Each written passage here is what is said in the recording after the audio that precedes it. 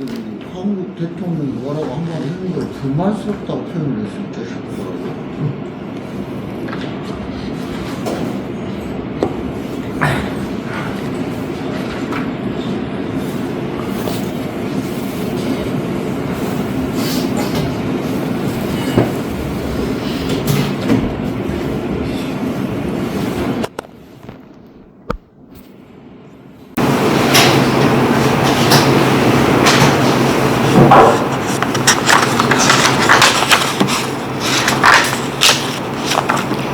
다음에 66페이지 한번 보십시오.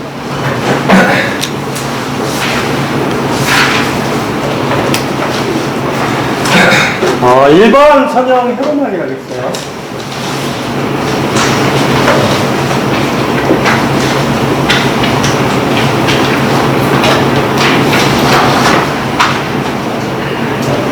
우리가 지금 선형이란 말을 쓰는 것은 만약에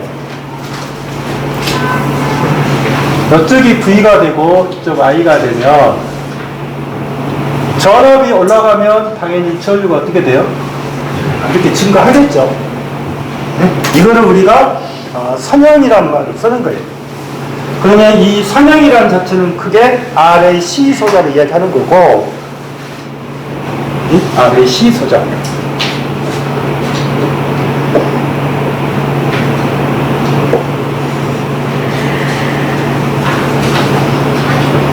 그 다음에 회로망이라고 하는 것은 여러분들이 네트워크죠. 네트워크를 이야기하는 거예요. 네트워크.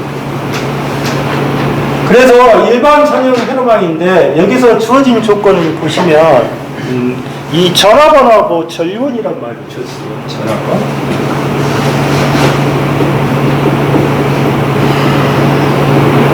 전류원. 그러면 우리가 전화번 전류원이라고 표시가 되어 있는데 우리가 표시를 할 때 이렇게 표시가 되면 이거는 뭐? 전화번의 표시고요. 이렇게 표시가 되면 무슨 원? 전류원의 표시입니다. 표시를 할 때. 그러면 전화번하고 전류원에서 반드시 여러분들 보시면 우리가 교류라는 자체는 극성이 없잖아요. 실제로. 그래서 어느 쪽으로 전류가 흐르냐, 그래서 플러스 마이너스라고 해서 붙여주죠. 흐르는 방향을 표시해요. 이거는 당연히 이 표시는 우회로 가는 거잖아요. 우회로. 그래서 이 표시가 여러분들이 진행을 잘 하셔야 돼요. 그러면 이렇게 표시된 거를 전류원으로 전화번호 표시하면 어떻게 표시하면 돼요? 이렇게 표시했을 때 이렇게 가야죠. 이렇게 가야 될 거 아니에요? 위로 가야 되니까. 자, 그런데 여기서 지금 전화번호 전류원에서 이상적인 전화번호가 있어요.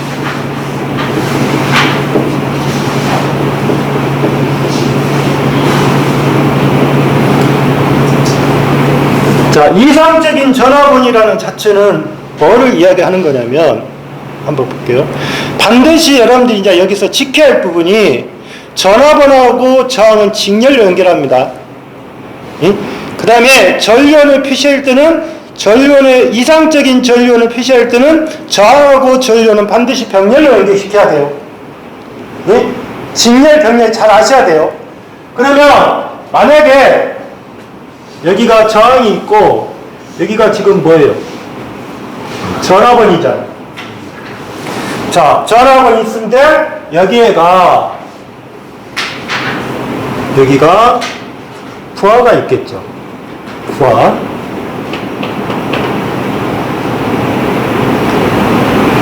그래서 의미를 이 부하가 있는데 여러분들이 생각할 때 이 부하가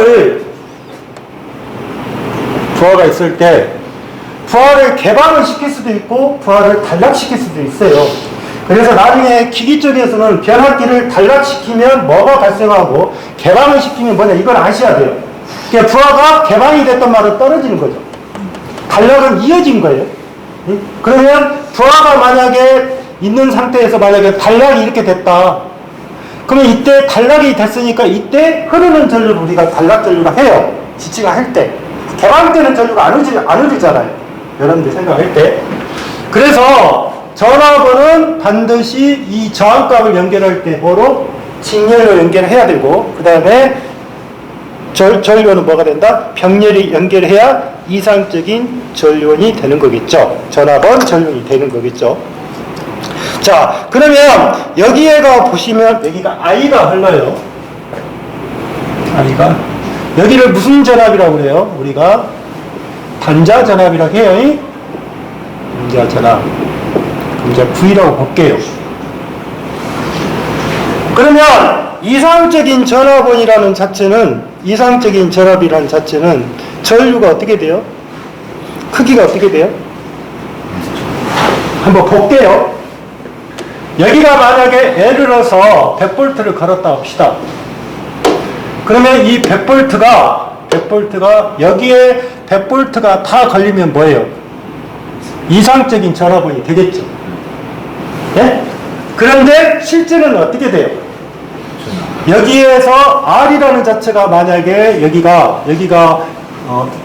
1ohm이고 1A고요. 그러니까 15m 됐다 봅시다. 그러면 여기서 뭐가 발생해요? 전압 강화가 10V가 발생하는 거잖아요. 떨어지는 거잖아요. 이해하셨어요? 네. 그래서 이상적인 전압원이라는 자체는 잘 보시면 여기에 이게 지금 저항값이죠. 그러면 여기 저항값을 표시한 것은 전원의 저항값이에요. 전원의 저항값이니까 내부저항이라고 표시하는 거예요. 그러면 이 내부저항이라는 자체가 보세요. 0이면 어떻게 돼요? 여기가 전압강화가 발생을 않잖아요. 그런데 내부저항이 커지면 커질수록 전압강화가 더 발생하잖아요. 그래서 이상적인 전압원은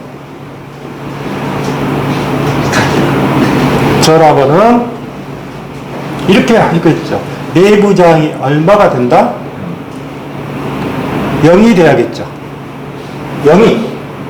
그래서 이상적인 전압은 내부 저항이 0이 돼야 돼요. 근데 실제로는 그렇게 안 되겠죠. 그래서 그림에 보시면, 거기에 보시면 이상적인 전압원의 그림은 어떻게 돼요? V가 일정하다는 뜻이죠. V가 일정하잖아요. 그래, 변화가 없다는 뜻이에요. 근데 실제로는 어떻게 돼요? 실제로는. 보세요. 이게 지금 뭐가 돼요? 이상적인 전압원이잖아요. 그런데 실제는 어떻게 해요? 이만큼 뭐가 발생하는 거예요? 전압 강화가 발생하겠죠. 그래서 이게 뭐가 된다? 실제 전압원이라고 표시하는 거예요. 그러면 이 말을 바꿨을 때 이상적인 전압원은 내부저항이 클수록 좋은 거예요? 적을수록 좋은 거예요? 적을수록 좋습니다. 예? 적을수록 좋다. 이런 말도. 그러니까 우리가 전압원은, 이상적인 전압원은 내부저항은 0이지만 실제는 적을수록 좋다. 이제 그렇게 이야기를 하겠죠. 그 다음에 이상적인 전류는 어떻게 돼요? 자, 그림이 어떻게 돼요?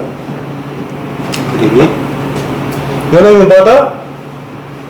I, G라고 했어요. 여기서 G라고 표시한 것은 내부입니다. 전류원이고, 연음이 뭐가 돼요? R, G라고 표시했다면, 그럼 이쪽이 부하가 있을 거예요. 이렇게 연결될까요? 자, 그러면, 자, 볼게요. 이 I라는 자체가 부하 쪽에 흐르니까 부하 전류죠. 예? 그러면, 이쪽에서 전류가 했는데, 자, 보십시오. 만약에 여기가 10A를 공급했는데, 이쪽으로 2A가 가고, 이쪽으로 8A가 갔어요. 그러면 안 되죠. 그러니까 결론적으로 10A가 들어갔을 때 이쪽으로는 0A가 흐를 것이고 이쪽이 10A가 들어갈 때 이상적인 전류원이잖아요. 그러면 여러분들이 이쪽에 전류를 갖다가 흐르지 못하기 위해서 뭐를 시켜라? 뭐를 시켜라? 이렇게 시킬 거 아니에요. 그러면 여기서 개방을 시켰기 때문에 이쪽의 저항값은 뭐예요? 무한대가 되겠죠. 그러면 이상적인 전류원의 내부저항은 어떻게 된다? 전류원의 내부저항은 어떻게 해요? 무한대가 되겠죠. 무한대가 될 거 아니에요. 무한대. 예? 그래서 전류원의 내부장은 어쩌다? 클수록 좋은 거죠. 클수록. 응? 그거를 지금 설명해 놓은 겁니다. 1번, 2번이. 그 다음에 그러면 그 기출문제 예제는 어떻게 생겼어요? 응? 전화번의 내부장은 어찌고 0이고 전류원의 내부장은 무한대이다. 무한대이다. 그래서 답이 2번이 되겠죠. 다음에 67페이지 봐보세요. 이게 중요한 거예요. 전화번호과 전류의 등가변화. 자, 전화번호하고 전류의 등가변화에서 이렇게 주어졌다 합시다. 이거는 지금 전화번이죠. 그 다음에 이쪽에 저항이 있어요.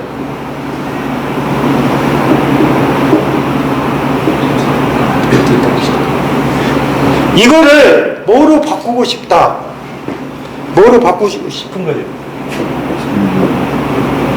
이쪽이 전류가 흐르겠죠? 한다면 그러면 요놈을 뭐로 바꾸면 전류원으로 바꾸면 전류원 이게 전류원이죠. 방향이 어떻게 돼 있어요? 이렇게 가죠.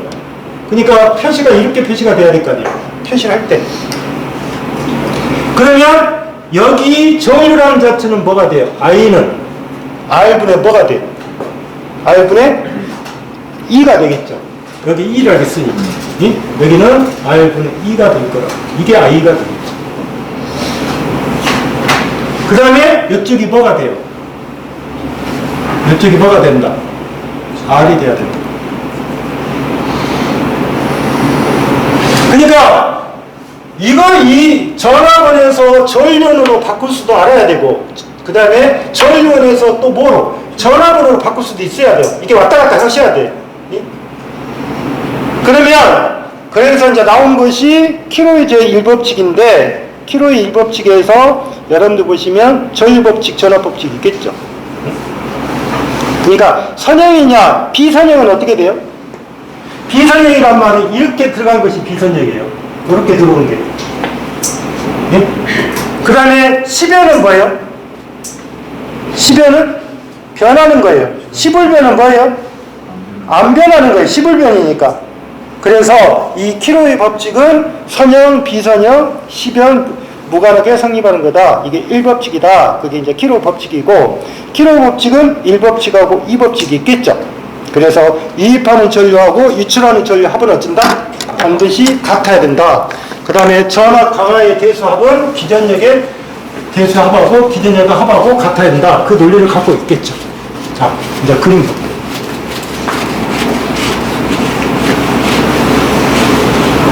자, 이 예제의 문제가 상당히 중요한 거예요. 여러분들이 생각할 때. 지금 예제에 보시면 표시를 했을 때 다음 그림에서 회로에서 전압 V는 어떻게 구할 거냐. 자, 그 오른쪽에 5옴하고 0.65옴 있죠.